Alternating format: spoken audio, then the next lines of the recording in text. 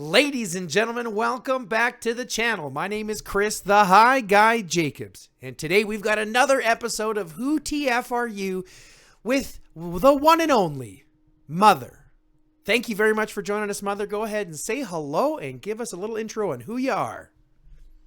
Hi, everybody. I'm Mother. My people name most people call me as Nadia.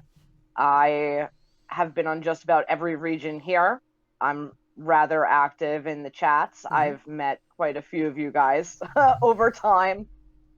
Discord chats. I've been in the game about 2 years. About 2 years. So, And what might are you sitting at right now, if you don't mind me asking? just over 140 million. Oh, you still got bigger balls than me. I'm depressed. Suddenly. I know, right? I'm still waiting to break that 200 million kill count. I'm hoping this new island raid I'll be able to hit it. Are you excited for island raid? Yeah, I'm a little concerned about the changes. Okay. Mainly because I haven't done a lot of research on it, and Sure. I actually new news since the last time we've talked. My alliance got so big that we split into 2 alliances and qualified both of them. Oh yeah. Yeah, So, we had to do very much the same thing. We walk around at about 5 to 5.5 billion might with the people that we have coming back and forth, and we registered at 4.5 billion, but we're still very close. We're too close to Z for my comfort. So yeah, we're too close to him. my main thing is just like my username entails, I teach a lot of new players. So my average player power is somewhere between 30 and 50 million. Yeah. So to match a 5 million alliance where most of my people are between 20 and 30 and 50 Yeah. is actually a disaster. It's 100%. Yeah, go ahead. Sorry, I didn't mean to interrupt. Yeah, so we split into 2. Yeah. We only have, really we really only have 2 full T6s.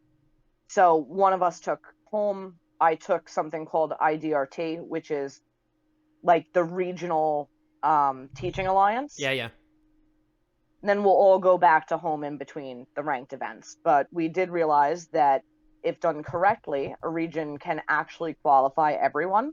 Well, yeah, who's exactly. active. Yeah, exactly. So, and that's one of the big changes that I've seen kind of go. I mean, it's kind of controversial in the way that you talk about it because when it comes to how many people are allowed to participate, there's only 2,200 alliances that are allowed to shoot now, which is down from having it be 5 from every region. Right. So now it's only 22. Also, when you have 5 from every region, one, you may have a region that has a lot of big people. Now they fight internally. Yep. Or 2, you have a region that's absolutely dead and somebody at 200 million power is registering. It's true. I mean, I think there has to be some Pros balance. and cons. That's right. And I think there has to be some balance to the amount of regions that they have, or balancing the might between the regions. I think one of the issues that we run into is that there are so many regions that are available and so many regions that are populated now.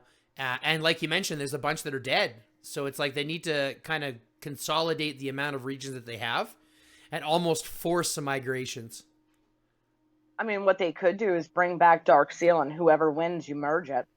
That would be interesting. I think that would be fascinating and also horrifying at higher levels. Well, I think it would validify the ideology of, like I said, of kind of combining all of that they have, because I mean, even in our region in 420, which is still fairly active, I mean, the sheer amount of dead people, dead players, dead, individual shelters that are riddling every single region is something that they also need to address, I think, and consolidating regions would be perfect for that. I mean, I was on 511 recently. I'm in 30 now. Believe it or not, besides the fact that 30 is an ancient region, by game standards, 30 is active. Everybody in Zone 3 is active. Most of Zone 2 is active.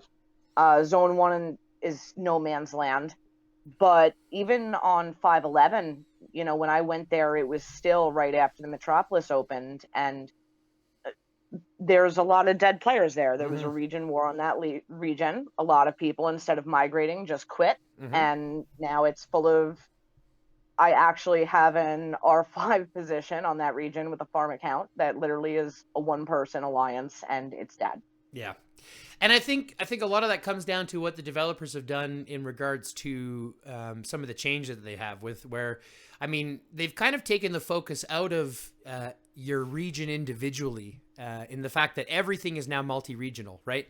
You've got your TCs are multi-regional, right? Top Commander is multi-regional. Yep. Your arena is multi-regional. It's almost like there's no real benefits to being in your own region anymore outside of the Sort of regional playing with your buffs. friends. Well, exactly. Outside of playing with your friends or playing or just looking for the regional buffs like the president buff or what have you. And I'm Well, wondering. that's also why you have a lot of people invading Yeah. dead farmer regions so there are such things as like a farmer region where everybody just kind of hangs out. It's low might, but it is active, and you have large alliances raiding those to get those president buffs. Or, look, now we can cross region events. We could have 3 marshals. And I think that by its own right needs some balancing too. I mean, when they opened up, multi-regional alliances, it really kind of changed things as well. And I think a lot of that, just like talking to the players themselves, is really kind of the pinnacle of when things started to change in the game. I mean, you've been in the game now for over 2 years, you said. So Yeah, just shy of 2 years, right, by like probably a couple of days. Yeah. right. So I mean, in that time, you've seen it from when a lot of the veterans would consider it to be one of the best times to where we are now, where it's arguably one of the more volatile times. Yes. It's not necessarily balanced for new players as much as it is for older players. But interestingly enough, even talking to the new players, there's still shine to the game. You know what I mean? Like still things that are bringing them in. So I like that. Actually, one of the things that they've implemented recently that I think is great for the free to play and for new players Mm-hmm. is adding different heroes to the store in the Memoirs of the Apocalypse. Mm-hmm. Mm-hmm. So that came with the most recent update, which I actually think is fabulous, because for a while it was just Jaden. Now, when I started, we didn't have that whole Cure Peggy thing. That wasn't a thing. Right. Your original gold hero that you had to gain through your intro was Jaden. Right. So if you didn't get Jaden through your intro, you pretty much just relied on that. But then you have all these heroes. Take somebody like Martin, who, believe it or not, everybody thinks sucks. He's actually a great healer hero. So And Martin is one of those heroes where I look at it and I'm like, he has a place. It's just not ever in the front. Do you know what I mean? Like no, he has his place, but it's just never in the front. He's absolutely a support hero. Yeah. But the amount of healing he does, even if you're playing PvP or throwing him in a tower or something, if you're throwing him in there with an infantry hero or somebody else who has a healing capability, mm-hmm. I run the Alliance home in Region 30. Mm-hmm. I have like almost a co-leader. This is the first time we've been split for an event in a long time now that we registered too. So he's running home. I'm running the interregional development team. And we do PvP sometimes just to test heroes, because we're both approximately the same power, similar equipment, similar yet opposite builds. So it's nice to get some of that actual back and forth. I actually post them on YouTube on occasion. So we'll go and we'll purposefully take the armaments off, take awakened heroes, match the troop counts, take off the skins, and see how certain teams perform with each other. So we had a match recently where he came in with Julia and Martin, and I came in with Bard and Julia, and he whooped my ass. Well, you were leading with Bard, I assume.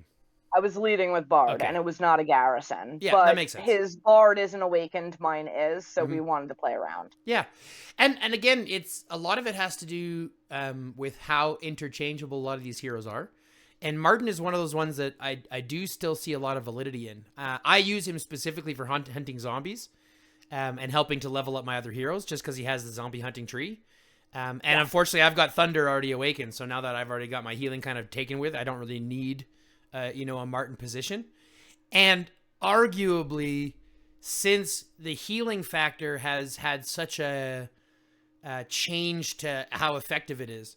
So with the introduction of Julia in there, being able to silence out those heals and prevent those heals, and then seeing the actual ramifications of having Thunder heal almost as many troops as you have inside the garrison, right? When I see some of these ones where the heal comes back at almost 100, 1.8 million troops on a 2 million garrison, you start to realize exactly how expensive it is to run healing heroes. So it's, again, it's not that he's not usable. It's just that it seems his place has lost out just to how the meta is changing in the game. It also depends on how you play. If you're using him on a lower level PvP, so somebody like you or I who's running T-Sec, who's running, against somebody who's our size, he's not as useful as he would be to somebody who can max him out at 70, 80, 90 million with a T5. There's a trick to PvP and making points with healer infantry. You ever heard that one? Depends on which one you're talking about. I've heard of a couple. So the trick, unless they've changed it with the most recent update, when you're playing on Island, Archipelago, or anything that has points for kill count, the game automatically counts the troops that even if they're healed, they count as kills or deaths. So if you take something that has low damage and high healing, you're going to be in a PvP that lasts 45, 50 minutes. Yeah, you can make, 5, 7, 8, 9 million points on one battle. I think that's only because they count as being dead, or they count as being damaged. And then they're not. Right. But then they have the next calculation that is whether they come back heavily damaged or not. And that's really where the hindrance is to healing.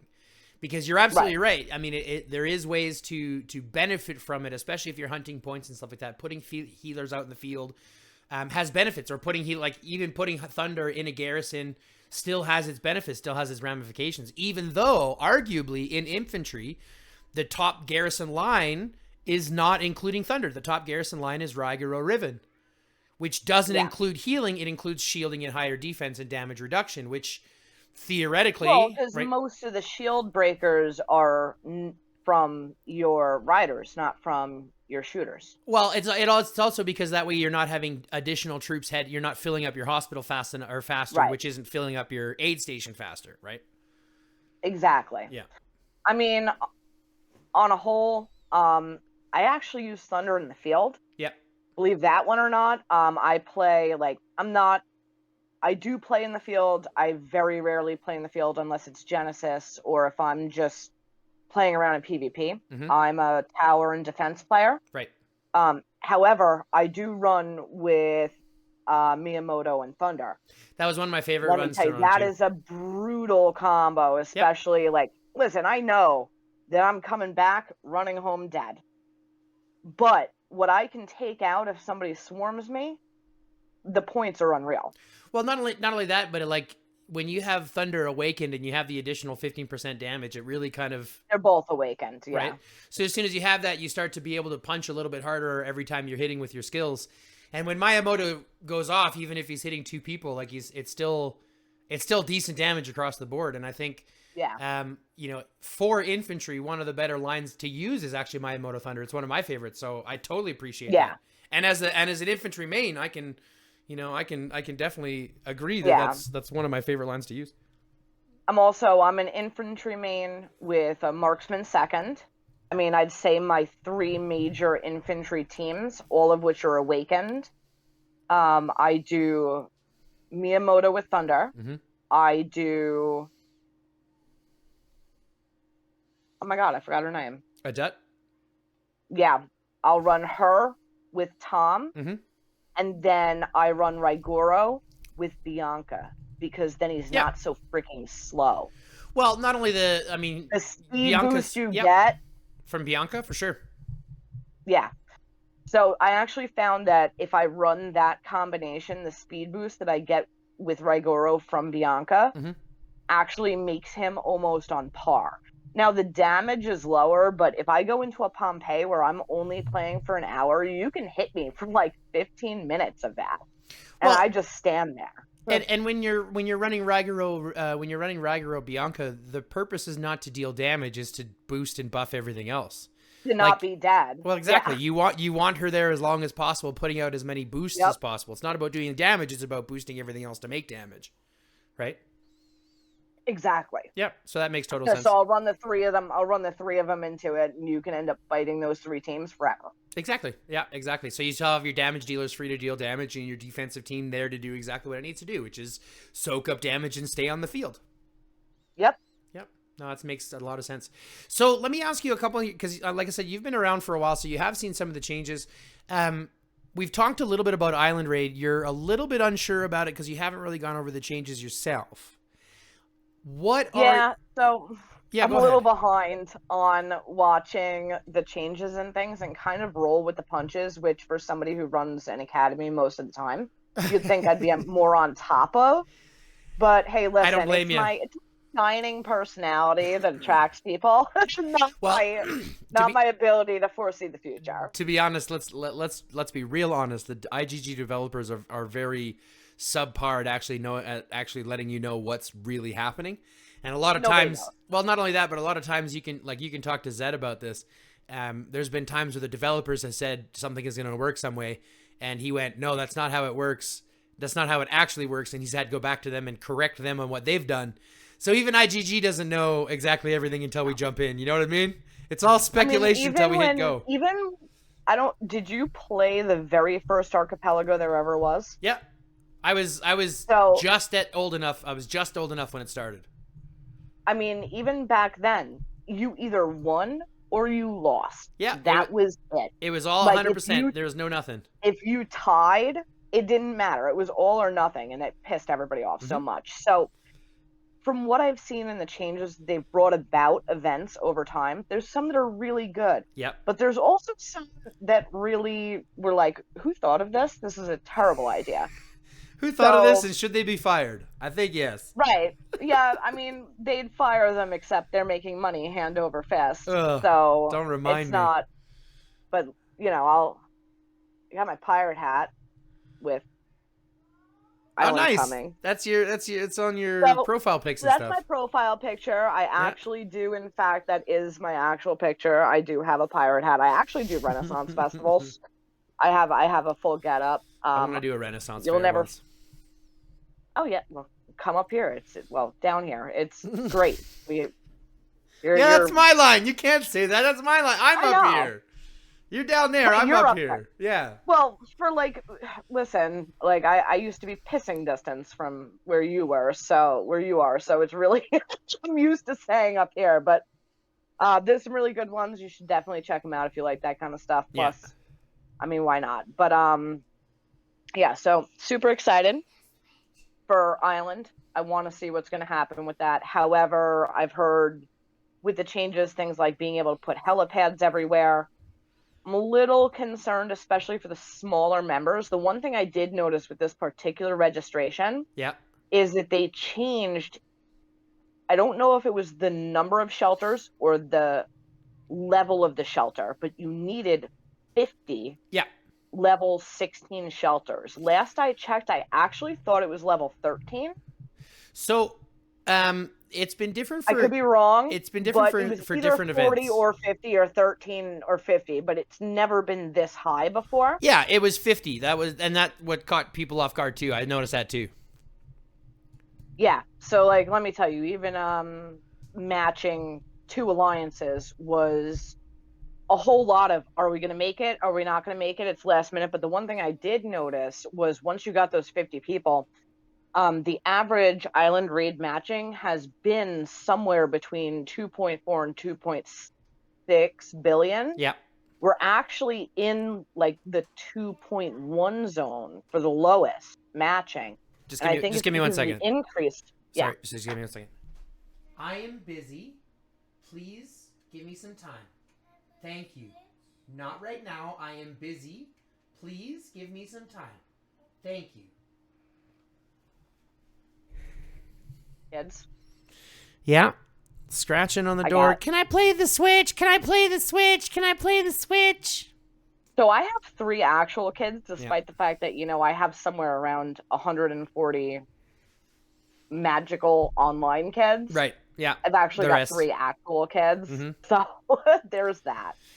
No, I've got And I have 3. 2 Switches, so I've got 3, and you know, normally they're all good. Everything's fine. But it's really hard to tell a 7-year-old to wait. Do you know what I mean? Like that's oh yeah. rough. Well, So my oldest is 15 and my youngest is 2, so please don't remind me. yeah, no, my oldest is 13, so I'm right in that middle Oh yeah. ground. It's the same. Actually, he won't play this game, which is probably for the best being in the chat, but he won't play this game because one time I made him play Water War for me, Yeah. and he on my second account, he won't play Yeah. anymore. Well, that's a good way to get him off the game early. Oh yeah. Get him off the Like heroin addiction early. yeah, pretty much. He tried out. He tried my game and was just, well, fuck that. Yeah, So no, I was like, exactly. yeah, that sounds about right. Yeah, exactly, exactly. So, anyways, getting back to the changes to Island Raid, I've done a little bit of digging myself, and I just did a video about it, posted just recently, obviously a couple weeks before this video comes out. But going over the Island Raid changes, because of course we have Island Raid starting at reset. It's happening right now. Yeah. And I'm excited about it, but I'm nervous, but I'm hoping that it's, you know, because it still seems like they've kept the majority of what Island Raid, which is about, which was 8 alliances on one space fighting over one area, 3 days, maybe all you you're make an nothing. alliance, maybe you don't. The one thing I am excited about is being able to mutually choose your own ally, although it can be broken at any time. Yeah, so which is a lot like Archipelago, right, where you can hack your own allies, but at the same time, should you or should you not? I guess the only difference is that in Island Raid you can set up your own what do they call it? I just had the word, but I forgot about it now. You can set up your own groups, right? Your own alliances, like you talked about, which can be broken, right? But well, of course, because they always want you to fight each other, and there's going to be a time where. But the difference in it's AR, a war strategy game. Exactly. The difference is in AR though. Once you're in that faction, yes, you can still attack each other, but the points are calculated as if you are one team. Right? So once you become a faction, the points are calculated as if you're a team. In Island Raid... Right, you could sit around and just play on towers and make a bunch of points. But in Island Raid, even in your coalitions, you are counted your points individually. So even though you're in a coalition, it doesn't mean that you're using points together, which is kind of the biggest difference on why it can be broken very quickly. And I actually like that in its own right, just because... One, coalitions, when you do it that way and you choose your own coalition, whether it's based on power or based on something else, the good thing is they're going to show up a different color. You don't automatically attack them, which is a big pain in the ass when doing something like chainsaw zombies, 100%. Where you accidentally hit somebody and then they complain about it and then everybody complains about it and that's the end of it. And then there's 500 alliances all arguing over the same thing. Right, and everybody's arguing because somebody hit out of territory. However, you know, listen, I've been in archipelagos where I wish I could kill the people in my own original pairing. Yeah. I mean, there's things you can do, but those are all terrible, evil things, which I'm not going to talk about on this call. You ever want to follow up, I'll tell you about the terrible Follow her YouTube channel. Follow your YouTube channel. She'll follow you and give you all the tips and tricks. Well, my YouTube channel only has newbie stuff, but not entirely newbie stuff. It's like how to do your equipment, how to not waste crap, what heroes you should probably just get from here or there, like armaments, how to actually equip and unequip them. Like, nobody teaches that stuff. That's why I run an academy. They anticipate that a lot of it's going to be, you know, learned by trial and error or, you know, learned by speculation. And I don't like that. There should be much more of a detailed how-to. Well, that's why I run my videos the way they do. Very, very simple and basic. It's not that I can't do more advanced videos, but that takes a lot of time and a lot of dedication. You have it, I don't. Yeah. So Thank you. I I'll appreciate spend that. anytime, right? You can go and you can talk for quite a while about things that are going on, whereas I'm like, I'm gonna post a 5-minute video of me having a fight with somebody and telling you how to score points on a PvP. Oh yeah, by the way, here's what my personal equipment looks like, and here's what you should probably not touch. Yeah, You know, exactly. how do you pair heroes? How do you know if it's an infantry hero or a ranged hero? Because they don't really explain. It's got a little teeny fucking icon on it, you know? Well, you wouldn't Like, believe how many times I've like learned things just in Discord chats from new players that they press something. Like if you notice on when you have your marches selected on the right hand side of the screen or the left hand side, depending on what your right. language is. They don't know. Well, they don't know about the select all function, and they don't know about the how to return your marches easily without having to drag them back to your right. They don't A know about lot the of little people drop down. don't even a lot of people don't even know how to preset their marches. So that's Yep. the kind of stuff that I focus on is Yep. very beginner level stuff, because you'll meet people like, listen, if you have people who spend money, you can have people who grow very, very fast, but Mm-hmm. power is not indicative of understanding of Oh, game right. mechanics. That is 100% correct. That is 100%. You can spend, but not know where to spend on. Right. I know people who spend on stuff, and I'm like, are you dumb? Well, Like, I can't.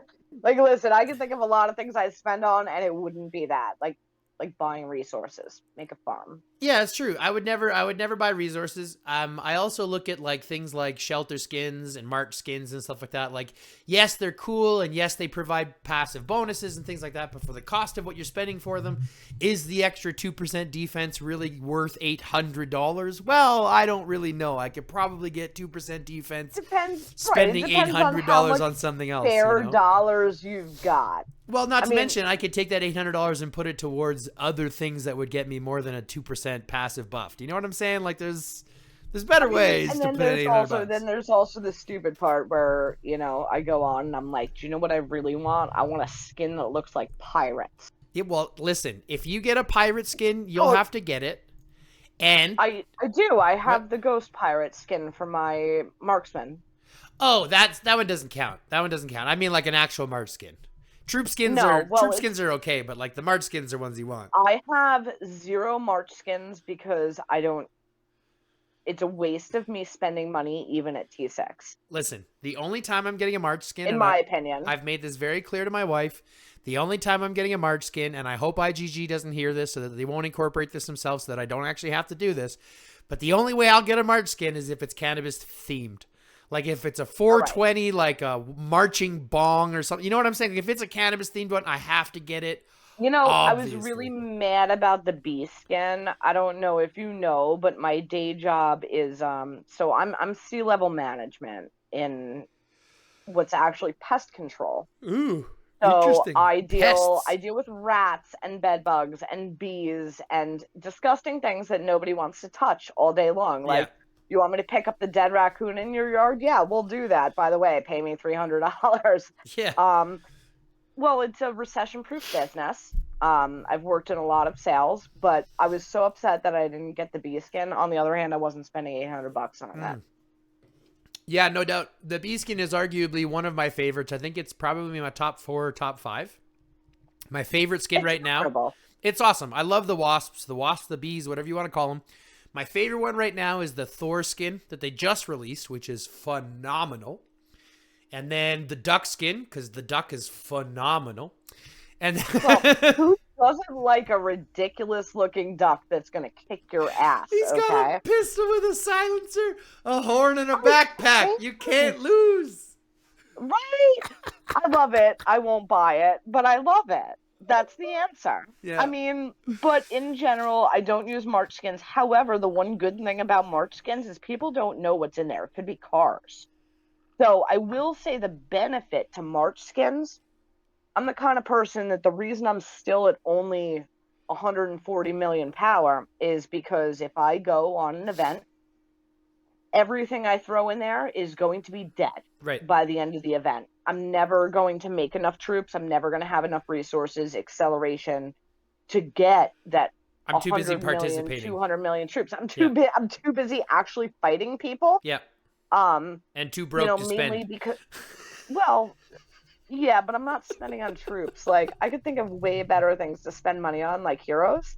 Or like, I love the castle skins. Like my house, my headquarters skin. Yeah. If you ever look at it in the game, the one that I use is like 2 Halloweens ago. It's my favorite skin. Yeah, that one's still. That's a Um, good skin. I know which one you're talking about. yeah, it's like the haunted house Yeah. looking skin. Um, I get pissed about the temporary skins. I have a whole bunch in my inventory. I'm not going to use them because then they'll be gone and I can't look at them Exactly. and like smile to myself. And say, haha, I did that once. Right? I did that once. No, they're just going to sit there unused for the rest of eternity Yeah. because what am I going to do? Show it off for 3 days and lose it? What benefit is that? Look what I Right? had No, once fuck for a that. day. Get out of here. So they sit in my Right? inventory. Who does that? Well, it's like, let me tell you, I was so disappointed about the Frankenstein skin. If you see that in person, it looks like crap. You don't like the Frankenstein skin? I listen, I love Halloween. I have a tattoo of a zombie. Sure. You didn't I like the also Frankenstein skin? no, I think it's Oh, terrible. oh, it's so good. But you know what?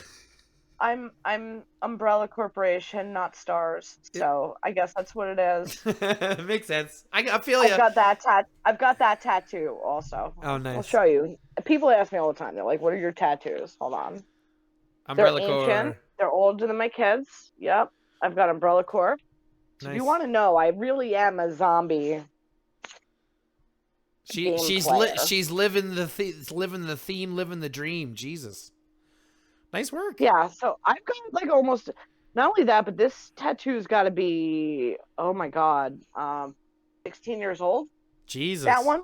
Jesus. I need to get it touched up. It used to be way better.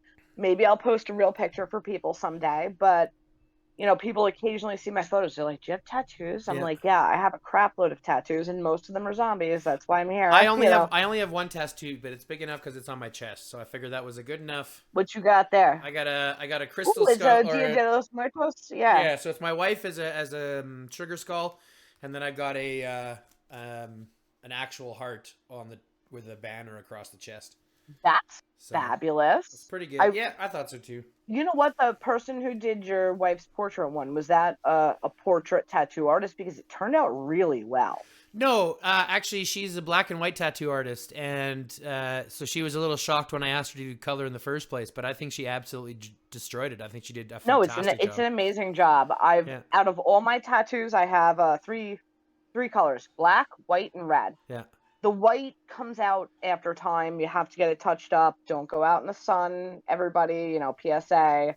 That's why mine have yeah, keep that covered up. Put Oh some yeah, SPF 1 billion on it, which I didn't do when I was younger. yeah. Um, I take good care of it. I don't share it anywhere. I I mean, I paid for this tattoo what I paid for my first car, but also, that was 20 years ago. So we're not going to talk about that. No, exactly. I looked at cars the other day. I was like, I actually walked out of a dealership. It was advertised online for $2,000. And I walked in. He's like, "Oh yeah, but with dealer fees and this and that, it's 8 grand." And I was like, "Yeah, you know No, what? If it's gonna be 8 grand, you can get fucked." And I no doubt. left. No, I would have said the same thing. It's a $2,000 car, not an $8,000 car with I'm like, taxes. You can "Why?" pay all those Right? I'm fees. like, "This has 130,000 miles on it. Why would I pay 8 grand for that? Like, I could buy that from the dude down the block Look, for it's like your 30 fees. grand." You pay your fees. You pay them, not me. Right. Anyways, let's Right. get If I back to the wanted to actual. pay, Let's get yeah, back to the back to the topic at game. hand. Yeah, let's get back to the topic at hand. ADHD is a hard on today. So, Right. so let me ask you again. You're just around that 2 year mark. 140 million. Sorry, infantry main. Looking forward to IR. I do have a question though. Sure. With all of the progress that we've seen with the game and all the changes, especially that have happened recently, what is the path that you see the game on currently? Like, where do you see it heading in comparison to balance, in comparison to even what you think might be coming up for Heroes next? Where do you see the path of DLS going over the next, say, 6 months? So what I am concerned about is the paywall. As I'm not 100% a pay-to-pay player. Yeah. I'm a good mix of paying and not paying. I support pay-to-play and free-to-play, but The one thing that did concern me up until this point was the massive paywall that comes with the vehicles. Mm-hmm. Getting the third tier vehicles, getting the armaments that don't suck, and the heroes. Now, Yeah. I do think with the addition of the other heroes inside the campaigns, that they seem to be making a move to kind of level the playing ground, especially early game. Right. Um, I've been a region jumper until I reach region 30. I have two other regions I consider my home, which would be 78 region and 334 region. I've spent a long, long time on both of those. Right. But the one thing that I did notice is, now that they've made everything interregional, they've added more heroes in there. I think that they're working towards a better balance. Mm-hmm. And like, I love and hate to say that, but it's I can appreciate because that. I want people to be able to play the game. Whether you play for fun, whether you play for money, whether you play for the community. Mm-hmm. Like, that's why I'm still here. But if you're going to just constrict the game to people who want to spend a safe means amount of money, you're going to have Ooh. poor people and you're going to lose it. That's true, for sure. I mean, there has to be a certain speculation in regards to, not speculation, sorry, but there's got to be a certain kind of assumption made by IGG based on how much they can make versus what they're prying out. Because like I look at it, I'm like the sheer amount of content that they've dropped over the last 6 months is shocking. Number one, Yeah. It's very, very quick and doesn't give us a long time to kind of wrap our heads around a lot of things that are happening.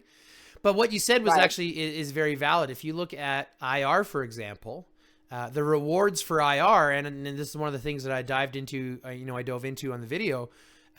They're putting all the focus on survivors and taking the focus away from tier. So now there's no more tier 3 rewards inside of it. And I'm sitting there going like, wait a second. About survivors, I've spent money on a lot of things. I've spent $0 on survivors. I've also spent $0 on B duck. I just happen to like ducks. Right.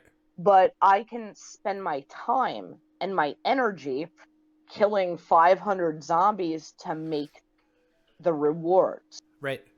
And I think that both those things are important. You know what? Spend the money if you don't have the time, or spend the time if you don't have the money. There needs to be a balance in there. Mm-hmm. And I do feel that there is a little bit of an attempt to return to balance.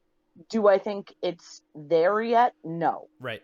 But do I think they realized that their player base was dwindling because of the paywall? Absolutely. Now, do you think that they have addressed those concerns enough recently, or do you see them addressing that any better in the future to make it more accessible to those? It's going to be difficult because it depends on these changes in the IR. Right. Because if I come into this IR and the only people who are making points, the people that spent money, they haven't done enough. Right. I'm coming in right now at 2.1 billion power and 2.7 billion power in each alliance. So we're slightly above the lowest mark. Mm-hmm. If I find that at those levels with 1 T6 per alliance that, people aren't making their points because they're not spenders and you're improperly pairing, they haven't done enough of a change. Well, I can only hope that they absolutely address their matchmaking. It is arguably within the community probably one of the things that they have dropped the ball on the most. I'm sure you would agree on. Yeah, that's not even new. Yeah, no, it's been a problem since the beginning. It's been a problem since the beginning. Yeah. The matchmaking has always been difficult. Yeah, subpar to say the least. I mean, I get a lot of hate for it. As I said, I'm a T6 who plays with T3s. But it's not because I want to go in and crush a bunch of tiny players. It's because somebody needs to show them what to do, and they're not going to qualify otherwise. Right. Well, and that's what we're trying to do with our alliances too, because we've got a couple of them that we're trying to balance out. We've got a competitive alliance, a farming alliance, and a casual alliance, and trying to get people to actually determine for themselves how they want to play the game is really difficult when like you mentioned, this game has so many aspects to it. Like you're talking about the community aspect to it. You talk about the war strategy aspect to it. I mean, we could go on a lot about what this game brings, but one of the things that it brings for almost everybody is the community. And so even, even splitting up, like when you said you split up your alliance into two, that by its own right is a huge undertaking, because the amount of people that get, and we did it in 24 hours. well, and then you get the sheer amount of people who feel like they, not necessarily that they belong somewhere, but it's almost like they feel entitled to an alliance.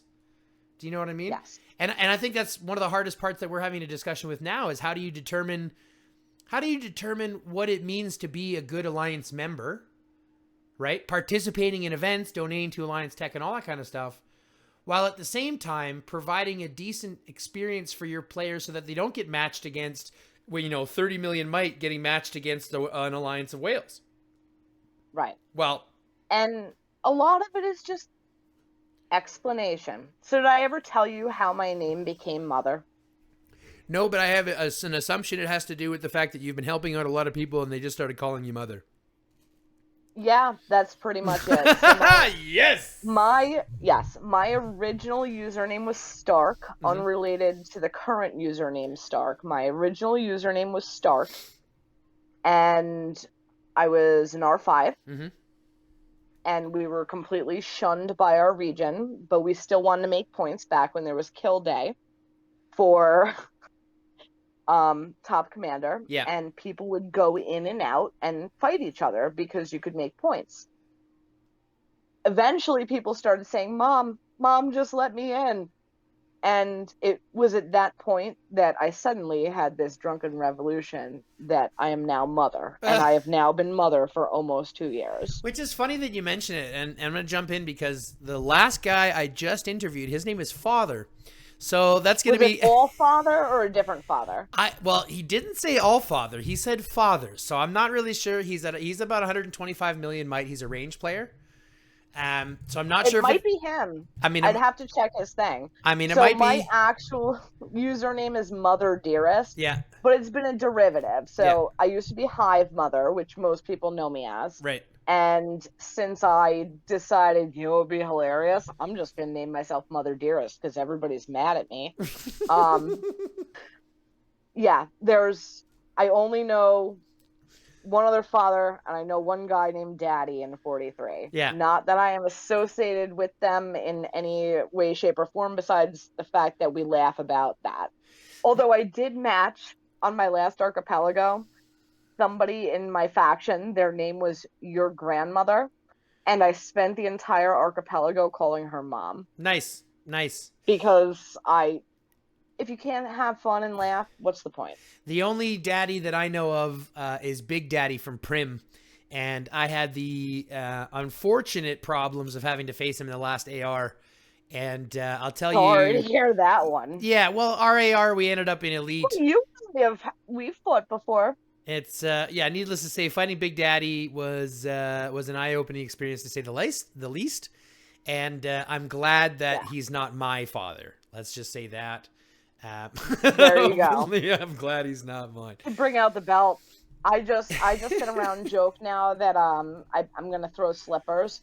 So when people talk about crap in the chat, right? When people throw out some crap in the chat, so we have two chats. We have the Alliance chat. I also have something called Anything Goes, right? Which is by request only. Literally anything goes. Yes, it is moderated, but it's like, if you want to talk politics, if you want to talk religion, if you want to post weird emojis of you helicoptering your nether regions, that's where that goes, not in the main chat. Like, you have to be 18 and up. So what you're saying is all three of those topics, I would be the one to sign up for those. Absolutely. And anybody can sign up for it, but you're not in my region. And you know what? If we had gone to 420 to begin with, we'd be having a different conversation. We couldn't have the time. We didn't have, but I'm here now. So that's all that matters. But you're here now. Yes. That's all that matters. So, you know what? I'm glad that you're there. I'm like super thrilled that worked out for you. Like, that made me so happy in my Well, I was just thrilled. Here's the thing. You belong there. I thought so too. I mean, as much as it's a branding thing, and as much as I brought everyone here specifically for my own selfish reasons, trust me, I am 100% aware of the amount of people that followed me here just because it's me. And I get it. The community is fantastic. I couldn't ask for anything better.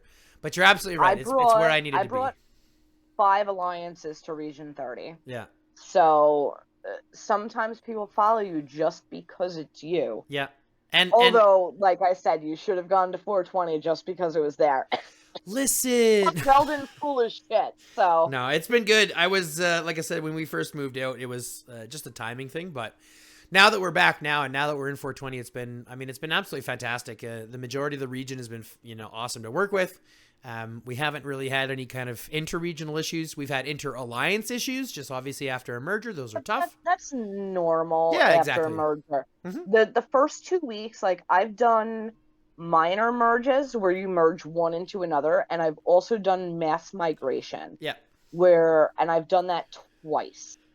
It's a lot of work. No matter how you look at it, it's a lot of work. Not only is it a lot of work, but it's a lot of personalities. It's a lot of people who are used to either being in a position of power or not in a position of power. Yep. And they may not get along. You're going to fight over who's in charge or who says what, or this guy offended me. And that's not, it's difficult. Mm-hmm. Merges are difficult. And then when you pair in a migration with it too, it just makes it a whole lot, compounds the issues. Although the migration's a lot easier now, especially now. 100%. I will say the Alliance gold sharing is one of my favorite new... Oh, you mean the Gold Vault? Features. The Gold Vault. Yeah. It's one of my favorite new features that can support free-to-pay or low-paying Alliance members. Depending on how the Alliance uses it. And I think this is a key factor because... And I'm glad you kind of brought this up because I did want to talk about the Gold Vault a little bit. As it is one of the most recent changes that I will agree is probably the developers' attempt at balancing some things out that they've done previously and trying to add that factor. But again, it comes down to the individual players and how they use it. I know for a fact that a lot of these top alliances will pay people in gold to come and play for them. And I know for a fact that there's a lot of whales who will leave alliances if they don't get their gold back. So they treat the bonus gold that the vault gets as if it's their own gold. Then they can go play in G1 and get their ass whooped. That's the answer. And I mean, that's how it's been. So like in our alliance, for example, everything that we've done, as you can consider a socialist if you want, but we look at it and say, look, the Alliance Vault was free, doesn't cost anything, and provides 5% of what goes back into it just for free on top of it. So we take our gold, we split it between the leadership team, putting in all the work, keeping things together, and those leadership members are allowed to nominate players that they think should get gold as well, which can be anybody in the Alliance, as long as those players are showing what it means to be a good player, being active in chat, donating a lot, being a good Alliance member in general. And that way, is a little different. Yeah. Well, so what we do is for members that are donators, we do a 50% gold return. So whatever you spend and it's donated to the vault, you get 50% back on a weekly basis. Okay. And I'm going to attract the wrong kind of people saying that. However, that other 50%, because we have a very mixed player base between free-to-play and donators. I have a running list of who's free-to-play and who's not. Those who have donated and have more than 100 gold in the Alliance Vault get 50% back of what they did every week. Mm-hmm. The other 50% goes to a combination of I'd say 4 per month sponsorship, which goes to a specific thing. Like if you wanted a castle skin, if you want to buy the growth fund and you're a good player, you've shown yourself, donating for enough big ticket items, we'll do that. Right. And the rest of it is for like stupid contests. So if you see my picture lately, I don't know if you have, but it looks like I got a chin this big and it's hilarious. The person who drew all our pictures, we gave him like 1,000 gold, and everybody who has that picture for Island Raid now gets 100 gold just because. Nice. See, and having little fun like ways like that to kind of incorporate the Alliance makes a lot of sense too. But that's my point, is that there's a lot of validity, there's a lot of options out of it. And I think it's been one of the best changes, but it also has the You got to potential. find the right place to go. Exactly, because it has so much potential for corruption, and I think that's the only issue I see. Because I don't know how many times, and this is why we made it a big thing. It's like spandex. It looks great till you put it on. You know, you just got to find somebody. Just crack you up, but you got to find somebody who, you know, or a team that wants it to be about the team, Yeah. not about the strongest players. Yeah, exactly. And I think that's the biggest conversation you have to have with people. You know, even I played in a G1 alliance. I was T6 and under 120 million power. It was when I first opened T6. Right. And we did an event, and I got a mail that said anybody under 120 million has to donate X many resources to X players. And I was like, why am I here?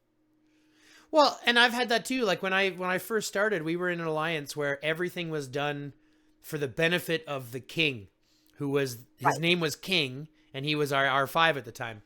And so like everything you did, and it got to the point where it was so overmanaged. For example, if let's say, you know, even something as simple as farming, it's very common knowledge you farm inside the lines, right? Inside your alliance territory, and you don't farm outside the lines. Super simple. Right.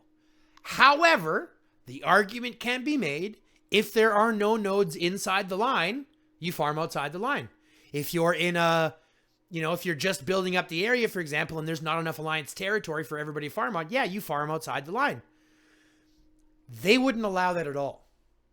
So even if every single node was taken inside the territory, that means that you weren't allowed to farm until another node popped up in the territory.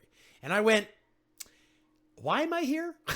Like, why am I here? Yeah, I've been some places like that. But I've also been some places like you couldn't walk 45 seconds to that. Yep, I'm going to take my second account, jump out of alliance, and smack you. It's true. With a slipper. Yeah, it's true. It's true. I mean, there's a Sorry, go ahead. Borderline. Yeah, well, exactly. I was going to...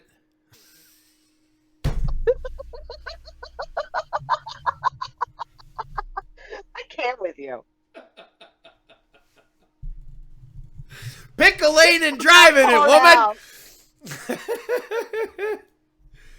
Oh, man, this has been what a great conversation. But, I mean, you're exactly right, though. I mean, at the end of the day, a lot of this comes down to communication. It comes down to being open about the game, being open about and honest with yourself about what it means to actually be able to play and participate in this game.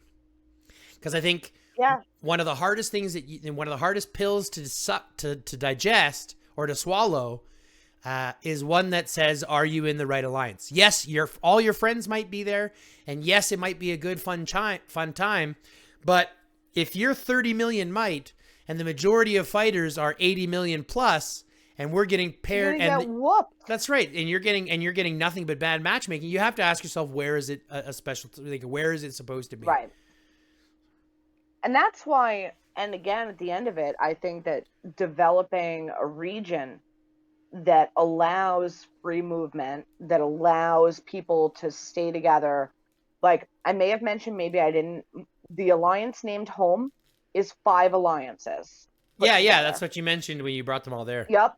And the good thing about that is if I say, hey guys, let's split, we're too big to match here, you're all going to lose, you know, hold hands with your buddy, come on, we're moving over. They do it. And I think this just a sidetrack here. This would be something that I think you, because of the content of your YouTube, might actually be able to have some impact with, is getting people to actually understand that. Because I've said it 1,000 times, and I've tried to get it the point across to people 1,000 different ways. But like having that idea, you know, actually digestible, to say, look, I get it.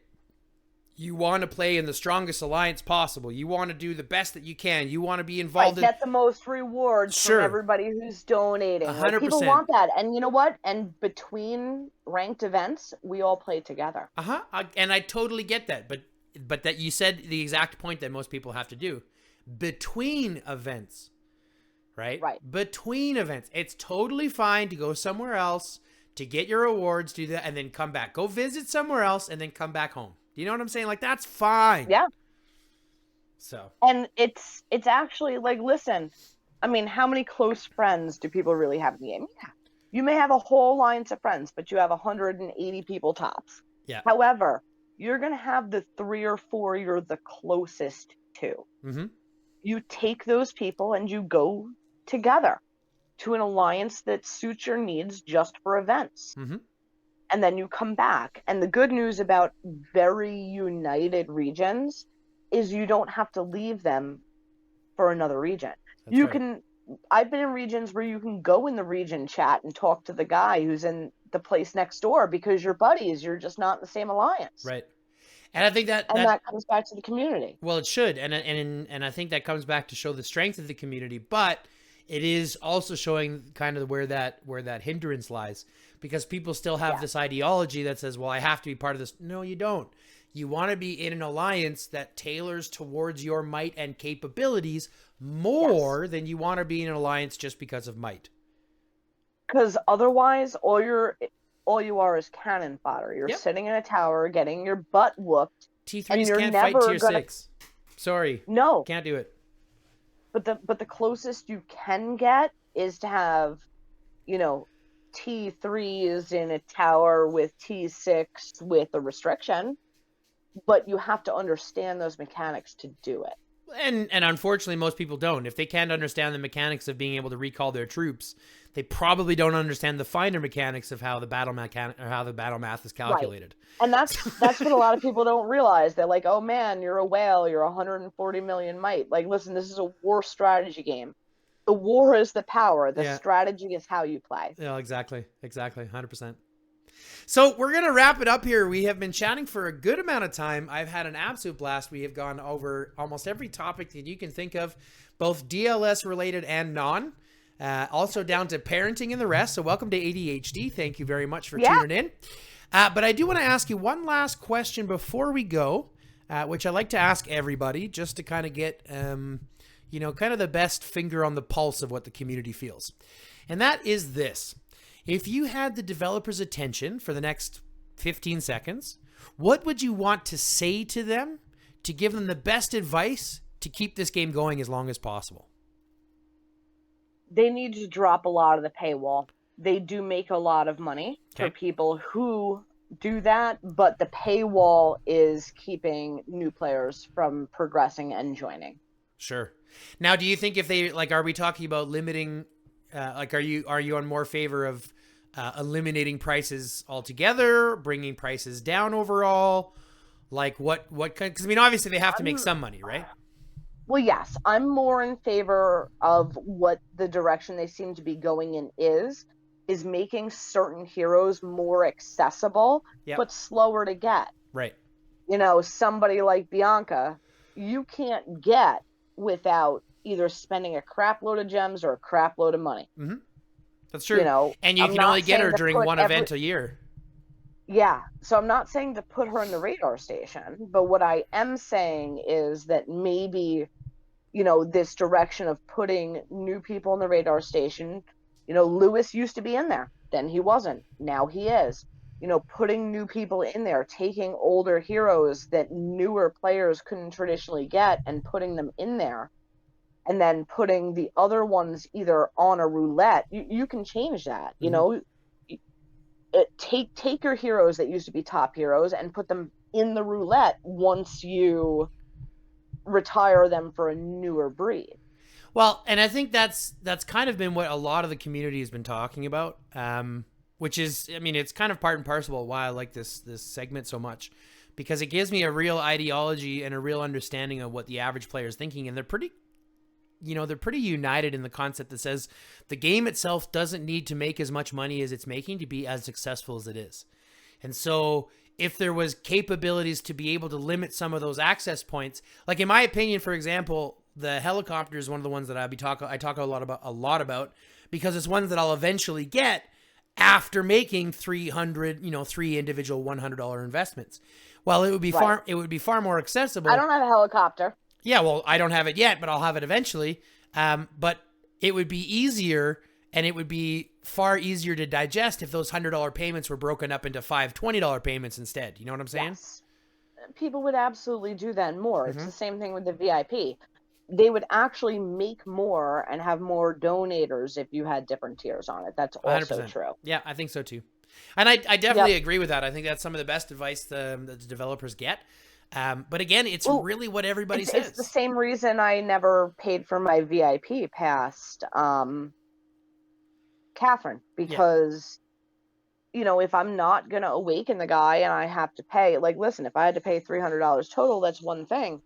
But if I have to pay $100, $150 to max him out, why am I doing that? Well, it's like, and then Let you, me do it in $20 yeah. increments, and Well, not only that, but like, I mean, then you have the argument in regards to who has accessible at what. Like newer heroes, for example, get Catherine for cheaper and get her skin, for example, for cheaper as well, compared to what the old vets had too. And so even accessing parts of the game are different from when you started yes, new accounts as well, which I don't necessarily disagree with. I want the newer accounts to have an easier time catching up so that they can participate too. But I don't want to be forgotten. You know what I mean? For our time right, and effort that we've put in as well. yeah. There's got to be a combination. Yeah. Kind of a That's common really ground. what it is. So here's the thing, Mother. We have now been chatting for over an hour, which I have no idea how the time has gone so far. But Yeah, we're gonna wrap it up here. It has been an absolute blast. I want to say thanks a lot for tuning in. Thanks a lot for joining us today and sitting down across the table from me. I hope you had fun. good time. Good. Good. It's been a blast here as well. Obviously, if you're just tuning in at home, go ahead and hit the like button, hit the subscribe button. Don't forget to fill out the notification bell. We are on a push to 2,000 subs, hopefully by the end of the year. That would be one heck of a Christmas gift, so let's see if we can't push it there as quick as possible. Get these eyes on it. Other than that, folks, thanks very much for tuning in. I love y'all. Love, peace, chicken grease, and until next time, stay lifted.